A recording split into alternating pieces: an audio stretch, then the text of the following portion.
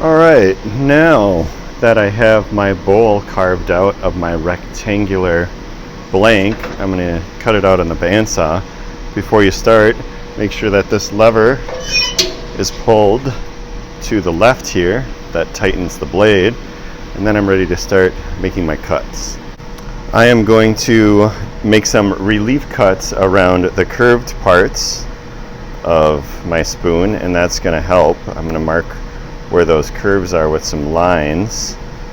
I could also do some up here where that curve is, and maybe over here, but I'll probably just cut all of that off. So before I start cutting the profile of the spoon, I'm going to make those cuts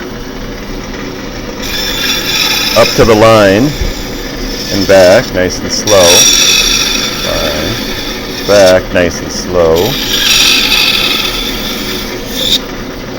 Might as well do one here. And then the bandsaw likes cutting straight. I'll do one here. So that when I get to that spot, those pieces are going to fall out. Get that one out of the way here. And then it's going to be easier. I'm going to stay on the outside of the line here. The relief cuts especially help because we have a thicker piece of wood here. There's going to be more tension on the blade. You can sort of hear that.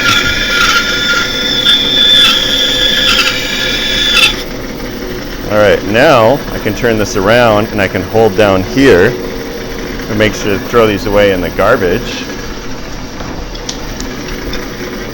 Let me cut this bottom part off.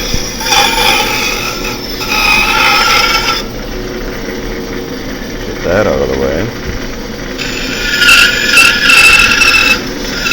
And I'm staying outside the line so that I have some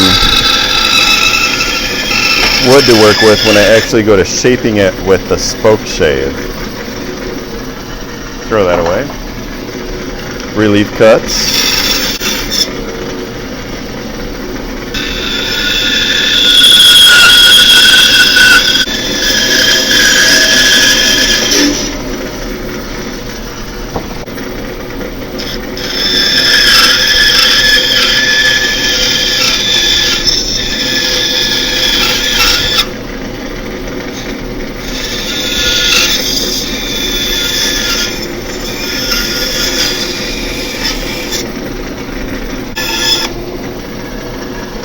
And you can see I have my bowl here, but my outside profile is not quite the same as that. I can fix that with the spoke shave and a raspulator, but I'm just going to make a few little extra cuts here to try to match that inside oval and outside oval. It's going to save me a little bit of time later on when I'm shaping the outside of the spoon,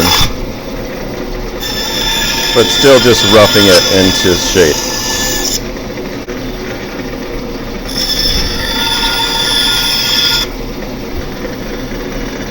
Alright, that's looking like it matches a little bit better. I can carve out a little bit more on the inside if I need to, but now it's pretty much ready for shaping.